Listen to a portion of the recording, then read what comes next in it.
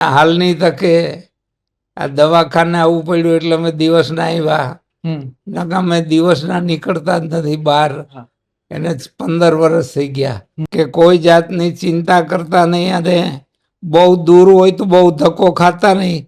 હવે મારી તબિયત હાવ રેડી થઈ ગઈ છે. બાપુ ગધેથડ ક્યારે પધારશે? તો બાપુ ગધેથડ ક્યારે પધારે? 14 વર્ષે ગેટ બહાર પગ દીધો અને હું ગુફામાં બહુ રહ્યો છું એકાંતમાં. રાજુભાઈ ગજેરા છે. હા, હવે અહીંથી અમને રજા દેશે ને 2-3 દી પછી, એટલે પછી અઠવાડિયું 10 દી 15 દી જ્યાં આરામ કરવાનો થાય ડોક્ટર કહે ત્યાં સુધી ઉતરવાનું રાજુભાઈ ની. અહીંયા અમારા માટે એક સાધના ખંડ જેવો રૂમ બનાવી દીધો છે ઉપર 3જા માળે. બીજું ક્યાં કોઈ ના આવે, અમે બેઠા બેઠા માળા કરતા ભજન કરતા હોય. આશ્રમમાં પહોંચબુક રાખી નથી, બેગમાં ખાતું નથી. એવી રીતે અમારો આશ્રમ હાલે છે અત્યારે. ટીવી નહીં, ટેપ નહીં, રેડિયો નહીં, ફોન નહીં, મોબાઈલ નહીં, ગાડી નહીં, મોટરસાયકલ નહીં, કોઈ વસ્તુ નહીં. મોબાઈલ આશ્રમમાં તો નથી ખબર. મેં મોબાઈલ નાડ્યો જ નથી આવો બિલકુલ. તો આવીને મને ચાવી આપી એટલે મેં કીધું આ શું? તો કે ગાડી લીધી. મેં કીધું સારું. તો કે એમને આશ્રમમાં મેલી જાવી છે. મેં કીધું આશ્રમમાં ગાડી મારાથી રખાય નહીં. મેં કોઈ દી ક્રોધ કર્યો નથી. ક્રોધ એટલા માટે નથી કર્યો કે જે માણસ દુઃખી થઈ અને બળીને તો આવે છે ઈ નેક ટેક અને ધર્મની જ રે વળી પાણે પાણે વાત, ઈ તો સંતને સુરાના બેસણા અમ ધરતીની અમી રાત. આમ જોઈએ તો સૌરાષ્ટ્રની ધીંગી ધરામાં ભજન ભોજન અને માનવ સેવાના પવિત્ર ત્રિવેણી સંગમ રૂપી ગધેથળની પાવન ભૂમિ આવેલી છે. અને વેણુ નદીના કાંઠે જે ગંગા વહી રહી છે તે પૂજ્ય લાલબાપુના બેસણા છે. અને હાલ જોઈએ તો સમગ્ર ગુજરાતમાંથી જે કહી શકાય કે લોકો છે તે લાલબાપુના તબિયત વિશે ચિંતિત છે કે બાપુને હવે કેમ છે. ત્યારે આપણે બાપુ પાસે જ છીએ, ત્યારે લાલબાપુ આપણી સાથે જોડાઈ ચૂક્યા છે. તો આવો તેમની સાથે જ સીધી વાત કરીએ, વાત ગુજરાતી પર. બાપુ સૌપ્રથમ તો આપના ચરણોમાં વંદન. અને કેમ છો? હા, બહુ સારું છે, તબિયત સારી છે. હા, અત્યારે બાપુ જાહેર જનતાને જાણ કરવામાં આવે છે કે કોઈ જાતની ચિંતા કરતા નહીં અને બહુ દૂર હોય તો બહુ ધક્કો ખાતા નહીં. હવે મારી તબિયત હાવ રેડી થઈ ગઈ છે. બાપુ લોકો ખાસ ચિંતિત છે, અત્યારે ચિંતા કરી રહ્યા છે કે બાપુને કેમ છે, બાપુને તબિયત શું સારી હશે? તો એ લોકોને શું કહેશો કે જેમને ખૂબ ચિંતા થાય છે બાપુની? ભાઈ એને એ જ કહું છું, ચિંતા કોઈ જાતની કરોમાં. મારી તબિયત હાવ રેડી થઈ ગઈ છે. હવે 2-3 દીમાં રજા દઈ દેશે ડોક્ટર. હા. અને બાપુ ખાસ કરીને અનેક ભક્તો હોય છે જે ગધેથળની પાવન ભૂમિ પર આવતા હોય છે, ત્યાં બાપુના દર્શન કરતા હોય છે. તો તે લોકો અત્યારે રાહ જોઈ રહ્યા છે કે બાપુ ગધેથળ ક્યારે પધારશે. તો બાપુ ગધેથળ ક્યારે પધારે? થોડીક વાર લાગશે સાહેબ, થોડોક આરામ કરવો પડે એવું છે. હજી ટાંકા તોડવાના છે સોમવારે. તે પછી ડ્રેસિંગ કરવું પડે, ઓલું તે કરવું, એટલે 5-10-15 દી વયા જાય. એટલે એટલી વાર લાગશે હજી થોડી. બાપુ આમ જોઈએ તો કદાચ દર મિનિટે લોકો બાપુને મળવા આવે છે, ખાસ કરીને બાપુના ખબર અંતર પૂછવા આવે છે. બહુ આવે, બહુ આવે. શું કહેશો બાપુ એના વિશે કે આટલા બધા લોકો આવી રહ્યા છે? માણસોની અમારા પ્રત્યે ભાવના છે અને અમારી ભાવના માણસો પ્રત્યે છે. આજે અમારા આશ્રમની અંદર ગરીબ કે શ્રીમંત કોઈ પણ માણસ આવે એ બધા સરખા, કોઈ ભેદભાવ નહીં. બધાને એકી સાથે, કોઈ વીઆઈપી રસોઈ નહીં, વીઆઈપી બેસણું નહીં, કાંઈ નહીં. હવની હારે આવીને બેહવાનું, હવની હારે જમવાનું, એક પ્રસાદ બનાવી બધાએ લેવાનો. બિલકુલ સાદગાઈથી અમારો આશ્રમ અટાણે હાલે છે. હા, અને અન્નક્ષેત્ર હાલે છે અમારે. લગભગ ઘણા વર્ષો થઈ ગયા, કાયમી 500-800 માણસ ભોજન કરે છે. હા, અને અમારા આશ્રમના નિયમો, આજે અમે હાલની તકે આ દવાખાને આવવું પડ્યું એટલે અમે દિવસના આવ્યા. નકા અમે દિવસના નીકળતા જ નથી બહાર. એને 15 વર્ષ થઈ ગયા. રાત્રે 3 કલાક બહાર આવી, 8 થી 11. એ 8 થી 11 આવી, એમાંય દર્દીઓની સેવા કરવાની. વનસ્પતિ આપીને, કોઈ દર્દ હોય, ઓલું તે કેન્સર, HIV એવા ભયંકર રોગ ઘણા બધા મટી ગયા જડીબુટી વનસ્પતિ તોલતી. એટલે કાયમી 3 કલાક અમે જાય, એમાં 50-60 દર્દી કાયમ હોય. એ દર્દીઓને દવા બતાવી એને ઈ સમજાવીને ઓલું તે કરી તો એ પાછું જવાનું ટાઈમ થઈ જાય સાધના કરવાનું. પણ કોઈ પાસે એક પૈસો લેવાનો નહીં. અને એને બધાને જમાડવાના, ચા પાણી પાવાના, બધું ફ્રી. અને અમારા આશ્રમમાં કોઈ દિવસ લોક ફાળો, જાહેરમાં ફાળો ફંડ કોઈ દી કર્યો નથી. આશ્રમમાં પહોંચબુક રાખી નથી, બેંકમાં ખાતું નથી. એવી રીતે અમારો આશ્રમ હાલે છે અત્યારે. કહેવાય ને કે એક જે સેવાની ભાવ છે, સમષ્ટિની જે કલ્યાણ માટે બાપુએ છે સાધના કરી છે આજ સુધી. બાપુ આમ જોઈએ ને તો અત્યારે ગુજરાતનો પ્રત્યેક માણસ બાપુ માટે ચિંતિત છે. હા, આમ બાપુ આપણે એવું કહેતા હોય છે કે અત્યારે કળિયુગના વાયરા વાય છે, સંબંધમાં સ્વાર્થ ભળી ગયા છે, એ ગુરુ ભક્તિ ઓછી થઈ છે અથવા ભગવાન પ્રત્યે ભાવ ઓછો થયો છે. પરંતુ એવું લાગતું નથી, કારણ કે લોકો આપના પ્રત્યે એટલો બધો ભાવ દેખાડે છે. તો શું કહેશો કે આજના સમયમાં તમને લોકો કેવા લાગે છે? સમાજ કેવો છે? કઈ દિશામાં? સમાજ છે ને એ તો બધાના ઘડી ઘડી વિચારો બદલતા હોય. બિલકુલ. પણ જેનો આત્મવિશ્વાસ છે, જેની અડગ શ્રદ્ધા છે, એ માણસે ને પકડી રાખ્યું છે. તો આજે ઘણા માણસો દર પૂનમ ભરવા માટે ક્યાંનો ક્યાંથી ચાલીને આવે. રવિવારે પણ એટલું 2000 માણસ જેવું જમવાનું હોય. ખૂબ માણસ ભેરું થાય ને ખૂબ આવે છે. અને સમય હોય તો સોમ ને શુક્ર દવા કરવાનું અને શનિ ને રવિ સત્સંગ રાખવાનું. એટલે સત્સંગમાં બધા માણસ બેઠા હોય. તો એમાં અમારો વ્યસન મુક્તિ અને અંધશ્રદ્ધાનો વધારે વિષય છે. એટલે અમે વ્યસન મુક્તિ માટે ઘણાને વ્યસન છોડાવ્યા છે. અને વ્યસન માટે મેં એક જાહેરાત પણ કરી છે. કેમ કે મેં મારી 15 વર્ષની ઉંમરેથી હું સાધુ થયો, આ 70 વર્ષ થયા. તો એટલામાં મેં લગભગ 12-13 કરોડ મંત્ર કરેલ છે, ગાયત્રી મંત્ર. તો એ મંત્ર જે પડેલા છે, તો હું ફાકી તમાકુ માવા ખાતા હોય ને એને કહું કે જો તમે આ બધું મેલી દો તો તમને હું મારા મંત્રોમાંથી 551 મંત્ર આપીશ. ફાકી તમાકુ મેલી દે ને એને દારૂ પીતા એને 1100 મંત્ર આપીશ. એવી મેં જાહેરાત કરી હતી. પછી ઘણા બધા આવીને છોડી ગયા છે. બીજું અમારા આશ્રમમાં પહેલેથી એક નિયમ કે પબ્લિકના પૈસાથી આશ્રમની અંદર ભૌતિક સુખના સાધનો બિલકુલ વસાવા નહીં. આજે ટીવી નહીં, ટેપ નહીં, રેડિયો નહીં, ફોન નહીં, મોબાઈલ નહીં, ગાડી નહીં, મોટરસાયકલ નહીં, કોઈ વસ્તુ નહીં. મોબાઈલ આશ્રમમાં તો નથી ખબર. મેં મોબાઈલ નડ્યો જ નથી. આવો બિલકુલ મોબાઈલનો સ્પર્શ જ નથી કર્યો મેં. બિલકુલ. હા, એટલે આખો દી ભજન કરીએ, માણસને ભોજન કરાવીએ અને 3 કલાક આવી એમાં માનવ સેવા કરી. આ અમારો લક્ષ્ય. અને ઊંચા વિચારથી જીવવું. કે અમારે એક સેવક ગાડી દેવા એવા, નવી બોલેરો ગાડી. તો આવીને મને ચાવી આપી. એટલે મેં કીધું આ શું? તો કે ગાડી લીધી. મેં કીધું સારું. તો કે એમને આશ્રમમાં મેલી જાવી છે. મેં કીધું આશ્રમમાં ગાડી મારેથી રખાય નહીં. આશ્રમમાં તો કે તમને શું વાંધો? દરેક સાધુ સંતો મહાત્માઓ રાખે છે. મેં મને 2-3 વાંધા છે એમાં. ગાડી હાલશે એટલે ડીઝલ ભરશે. ડ્રાઇવિંગ આવડતું નથી તો ડ્રાઈવર રાખવું પડે, તો પગાર દેવો પડશે. ખોટકો પટકો થાય તો એનો ખર્ચો થાય. તો અહીંયા મંદિરમાં જે પૈસો આવે પબ્લિકનો, એના પરસેવાનો આવે છે.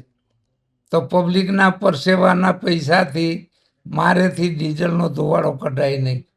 એટલે હું ગાડી ના રાખી શકું. તમારી ચાવી સ્વીકારી લીધી. હવે હું તમને પાછી ભેટમાં પ્રસાદી તરીકે આપું છું. પાછી એની મિનિટ અમે ગાડી પાછી આપી. અને મારું તો જીવન જ એ રીતનું છે પહેલેથી કે આજે 48 વર્ષ થયા મેં ઘી દૂધ મોઢામાં નથી નાખ્યું. બિલકુલ. ને એ કેવી રીતે ગરીબ માણસ તંગતોડ મહેનત કરે તો એને છાશ નથી મળતી. તો આપણે કાંઈ મહેનત નહીં, બેઠા બેઠા માળા ફેરવવાની. આ શરીરને મહેનત નથી, હાલ નથી. પબ્લિક લઈ આવશે ઘી દૂધ, ઓલું તે તો એ ઋણનો બોજો ચડશે તો ઓલા બહુ છૂટવા આવવું પડે. એ કરતાં આપણે ખાવું નહીં. લે 48 વર્ષ થયા નકર શાક ને રોટલી, બીજું કાંઈ નહીં ખાવાનું. આવા નિયમથી અમે ત્યાં રહીએ છીએ. બીજાને જમાડવાનું, પબ્લિકનો છે ને ખૂબ જમાડવાનું બધાને. એનું છે એ ખાય છે. આપણે આપણી માથે ઋણ ના ચડવું જોઈએ. આવા વિચારોથી મારા 2 શિષ્યો ભેરા આવ્યા છે. એ 2 એક મારા ભેરા રહીએ છે સાતનાખંડમાં, અને એક આશ્રમ સંભાળે છે. જે રાજુ ભગતસિંહ મારા ભેરા હોય છે, અને દોલુ ભગત જગ્યા સંભાળે. એટલે અમે તો સાતનાખંડમાં જ હોય 21 કલાક. આજે 3 કલાક બહાર આવી બસ. હા, આવો અમારો નિયમ છે. બાપુ, યુવાનો કેટલા પ્રિય છે આપને? કારણ કે યુવાનો ખૂબ માને છે બાપુ. યુવાનો બહુ પ્રિય છે ને. યુવાનો આવે ને, એ યુવાનોને અમે ખૂબ જ સારી રીતે પ્રેમપૂર્વક, ડારો દઈને નહીં, ખીજાઈને નહીં, પ્રેમપૂર્વક એને સમજાવીએ, એને સારા વિચાર આપીએ, એને સારો રસ્તો બતાવીએ. એટલે યુવાનો ઘણા બધા ત્યાં મંદિરે દર્શને આવે છે, નવમે આવે છે. ધીરે ધીરે પરિવર્તન યુવાનોમાં આવ્યું છે. બિલકુલ. ભલે મોબાઈલ છે, મોબાઈલમાં બધા પીડ્યા છે અટાણે પ્રજા બધી, પણ છતાંય મંદિરે આવે છે. યુવાનો પણ ખૂબ ચિંતા કરે છે. ખૂબ ચિંતા કરે છે. અમારે દર રવિવારે અને દર પૂનમે ત્યારે ભોજનનું વધારે હોય. રાત્રે રવિવારે 1000-2000 માણસ થાય, અને પૂનમે તો 1500-2-3-2000 જેવું માણસ થાય. તો એને પીરસવા માટે, સેવા કરવા માટે આજુબાજુ ગામની કમિટીઓ છે, એ હાથમાં એટલે પૂગી જાય પીરસવા માટે, સાફ સફાઈ કરવા માટે. હાવ ફ્રી બધી સેવા કરે છે. બેનું આવે છે સવારમાં વહેલા 6 વાગ્યામાં બગીચા વારી નાખે, કપડાં ધોઈ નાખે. ઓલું તે અદ્રશ્ય રીતે જેમ થતું હોય ને, એમ અમારા ગામ આશ્રમની વ્યવસ્થા એટલી બધી સ્વચ્છ હાલે છે. અને અટાણે બીમારી મારી બહુ સારી થઈ ગઈ છે. હું થોડો વધારે બીમાર થઈ ગયો હતો, પણ અટાણે સારું થઈ ગયું છે. અને આ હોસ્પિટલ જે છે એના માલિક જે અપૂર્વ સાહેબ વ્યાસ, આજે ઘણા વર્ષોથી અમે જ્યારે બીમાર થાય ત્યારે આ હોસ્પિટલમાં દાખલ થાય છે. એટલે વ્યાસ સાહેબનો પણ જબરજસ્ત, પોતે બેરિયાટ્રિકના સર્જન છે, પણ છતાં બીજા કામે કરે છે. તો એને ખૂબ અમને સહકાર આપેલો છે. અને દર્દીઓ જેમ જાજા આવે એમ દર્દીઓ એમાં રાજી કે દર્દી હાજા થાય. એટલે એ છે. બીજું રાજુભાઈ ગજેરા છે. હા, હવે અહીંથી અમને રજા દેશે ને 2-3 દી પછી, એટલે પછી અઠવાડિયું 10 દી 15 દી જ્યાં આરામ કરવાનો થાય, ડોક્ટર કહેતા સુધી ઉતરવાનું રાજુભાઈ. અને હર વખતે જ્યારે દવાખાને આવ્યા અમદાવાદે ત્યારે ઉતરા નહીં. હા, ત્યાં અમારા માટે એક સાતનાખંડ જેવો રૂમ બનાવી દીધો છે ઉપર 3જા માળે. બીજું ત્યાં કોઈ ના આવે. અમે બેઠા બેઠા માળા કરતા ભજન કરતા હોય. દવાખાને જવાનું હોય તો હેઠે રાજુભાઈ કે હાલો ઉતરો, ગાડી આવી ગઈ, આપણે દવાખાને જઈ આવી, રિપોર્ટ કરવા હોય કોઈ કાંઈ, કોઈ કાંઈ. એટલે એક દવાખાને જવાની એક છૂટ રાખી. બાકી કોઈ પ્રસંગ, કોઈ ફંક્શન, કોઈ જગ્યાએ આશ્રમમાંથી જવાનું નહીં. પહેલા અમે આશ્રમે 98 સાલમાં આવ્યા ને, ત્યારે અમે એક સંકલ્પ કર્યો હતો ગુરુજીએ કે અમે 30 વર્ષ તો રસોઈ જાતે બનાવીને પબ્લિકને જમાડી. શાક સંભાર હું બનાવતો ને એ રોટી બનાવતા શિષ્ય. 30 વર્ષ જમાડ્યા. એટલે જમાડવા માટે નીકળતા અમે, જમાડીને પાછા વયા જાય. પણ અમે એવો સંકલ્પ કર્યો, ફરતો વંડો ને એક ગેટ છે આવવાનો, પ્રવેશ કરવાનો, તો આપણે 12 વર્ષ આ ગેટ બહાર પગ નહીં દેવા, એવો સંકલ્પ કર્યો. તો મંદિર બનાવવાનું થયું, મંદિર ચાલતું હતું તો 2 વર્ષ વધી ગયા, એટલે અમે 14 વર્ષે ગેટ બહાર પગ દીધો. અને હું ગુફામાં બહુ રહ્યો છું, એકાંતમાં. અને ઘણા અનુષ્ઠાન ને ઘણી સાધનાઓ કરી છે, ખૂબ સાધનાઓ કરી છે. હજી અમારી સાધના ચાલુ જ છે. ઓચિંતાની બીમારી આવી ગઈ. અત્યારે અનેક લોકો મળવા આવે છે, નાના બાળકોથી માંડીને યુવાનોથી માંડીને હા. અનેક આગેવાનો આવે છે, મહાનુભાવો આવે છે, બાપુને મળવા આવે છે, બાપુના દર્શન કરવા આવે છે. તો બાપુ બધાને પ્રેમથી મળે છે, તો એનું શું કારણ છે? આટલો બધો ભાવ ક્યાંથી આવે છે? એનું કારણ પહેલેથી મારો જે જન્મ થયો હમ ત્યાર પછી મને સમજણ આવી અને મને થોડું થોડું જ્ઞાન થયું ને પછી મારા દાદીમાં સુરદાસ હતા. હમ તો હું ખેતરથી આવું એટલે કે બેટા રામાયણ વાંચ ને. હમ એટલે તઈ ડબરો રાખીને માથે ફાનસ રાખી, લાઈટ હતી નહીં, હમ તો એમાં ત્યાં રામાયણ વાંચવું એની પાસે હમ રાતે. હમ મારા બાપુજી બેઠા હોય, બા આમ બતાવો. હમ પછી 12 વાગે એટલે સુઈ જાય. હમ તો એવી રીતે મેં 11 વખત રામાયણ દાદીમાને સંભળાવેલી. હમ અને એ બધી રામાયણના જે વૃત્તાંત આવ્યા હમ એ 11 વખત ઈ હૃદયને સ્પર્શી ગયા. એટલે મનમાં એવો વિચાર થયો કે સંસારની માયા ધુવાડાના બાચકા જેવી છે. ધુવાડો હોય એનું બાચકું ભરોથી ધુવાડો હાથમાં ના આવે. તો એ માયામાં આપણે પડવું નથી. આપણે આત્માનું કલ્યાણ ને સમાજનું કલ્યાણ થાય એટલે પ્રભુ ભજન કરવું છે. એટલે મા બાપાએ રજા લઈ અને હું સાધુ થયો. અને તે પર નાનકડો આશ્રમ ને બનાવ્યો.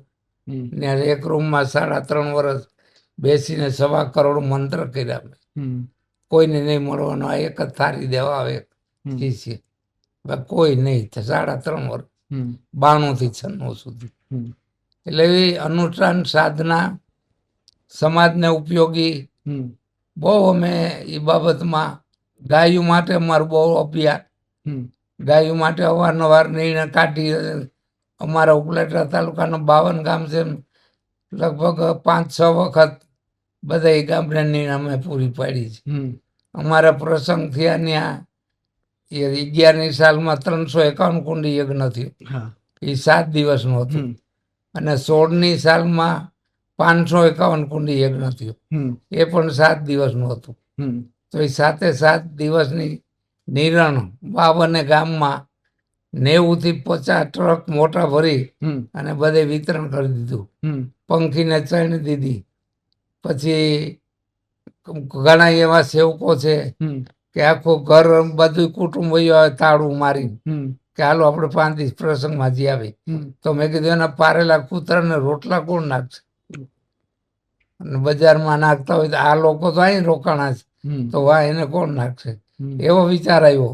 તો મેં 12 થી 13 ટનના લાડવા બનાવ્યા કૂતરાના. અને એ કેરેટ ભરી ભરીને 52 ગામમાં એ મોકલા.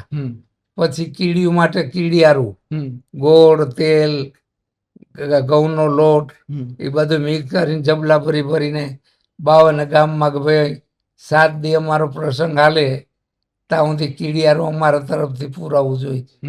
અને છેલ્લે બુંદી તૈરી માછલા માટે, જેના ગામમાં તળાવડા કે હોય ડેમ કે એ માછલા માટે લઈ જાય અને એ નાખે. આવા અમે 3 પ્રસંગ કર્યા. આશ્રમ બહુ નાનો ખોબા જેવડો છે, પણ માતાજીની મંત્રની શક્તિમાં તાકાત એવડી છે. એના અનુભૂતિ મેં મારી એટલા વર્ષમાં અસંખ્ય અનુભૂતિ કરી કે જે આપણી પાસે કશું ના હોય અને કાર્યનો વિચાર કર્યો હોય તો એ કાર્ય સવારે એ તૈયાર થવા માંડે અને થઈ જાય છે. આ દયા છે. અને બાપુ, આમ તો જો કે આટલા બધા લોકો આવે છે તો ક્યારેક ગુસ્સો આવે? કારણ કે આમ આટલા બધા લોકો આવતા હોય છે, સતત આપને મળવા આવે છે. મળવા કરતા ન્યા આવે ને, ન્યા રવિવારે પૂનમે હોય ને 1000-1500 માણસ, એ બધા આમ ઓટે બેઠો ને પગે લાગવા લાગઠ આવે. ત્યાં નીકળે કોઈ પ્રશ્ન પૂછવા. પણ મેં કોઈ દી ક્રોધ કર્યો નથી. ક્રોધ એટલા માટે નથી કર્યો કે જે માણસ દુઃખી થઈ અને બળીને તો આવે છે એ દુઃખ લઈને, હવે એમાં તમે એને ધિકારો તો એને કેટલું દુઃખ થાય, ડબલ બળતરા થાય. તો એને આશ્વાસન દઈને 2 શબ્દ કયો ને તો એનું ભલું થાય, તો એની દુઆ મળે આપણે. એટલે મેં મારી જિંદગીમાં અમારા આશ્રમના સેવકો અથવા કોઈ પણ દર્દીઓ કે બહારની પબ્લિક, ગઈઢા બુઢા, કોઈ બધાને હરખા ભાવે રાખવાનું. સમદ્રષ્ટિ, દ્રષ્ટિમાં ભેદ નહીં. અને જમવામાં બધું એક સરખું. વીઆઈપી રસોડું, વીઆઈપી માણસો એવા ધારાસભ્યો કે પ્રમુખો તો એનો અલગ ને ગરીબનો અલગ ને એવું કાંઈ નહીં. એક રસોડો જમે અને બધાને પ્રસાદ લેવાનો ને બધા નીચા બેસીને જમે. આ બધા અમારો નિયમ છે. એટલે સાદગીથી જીવવાનું, બહુ મહેફિલ કે ઓલું તે કાંઈ કરવાનું નહીં. પણ બસ આ 3 વસ્તુ મેં તમને કીધી ને, ભોજન ને સેવા. બાપુ, હવે કઈ બદલાવ ઈચ્છો છો સમાજમાં, કે કઈ એવી ઈચ્છા છે કે આવો બદલાવ થવો જોઈએ અથવા આવું કઈ થવું જોઈએ? હવે બદલાવ ના થાય એનું કારણ, થાય બદલાવ પણ બધા નુકસાન થાય એવા થાય. બદલાવ થવાનું કારણ કલયુગ આવી ગયો છે. એટલે કલયુગની અંદર માણસની મનોવૃત્તિ, વિચાર, જમવાનો આહાર, વ્યવહાર બધાય બગડી ગયા છે. અને માણસ માત્ર અટાણે પૈસા એ એક જ સંબંધ, બીજો કઈ સંબંધ કઈ કરતા નથી. તો જે રીતે બાપુએ વાત કરી છે, કદાચ આજકાલ આપણે કહેતા હોઈએ છીએ કે સર્વદા સૌ સુખી થાઓ, સમતા સૌ સમાચારો, સર્વત્ર દિવ્યતા વ્યાપો, સર્વત્ર શાંતિ વિસ્તરો. બસ એ જ ભાવના સાથે ગરવા ગિરનાર સરીખી અડીખમ અને અવિચળ એવી વિભાવના છે જે ગધેથળના ગાયત્રી આશ્રમમાં ધબકી રહી છે. બાપુની જે સાધના છે તે સમષ્ટિના કલ્યાણ માટે છે અને તેમને એક એક શબ્દમાં એ જે કલ્યાણની ભાવના છે તે દર્શાવી હતી. તો હાલ બસ આટલું જ. ફરી મળતા રહીશું વાત ગુજરાતી પર.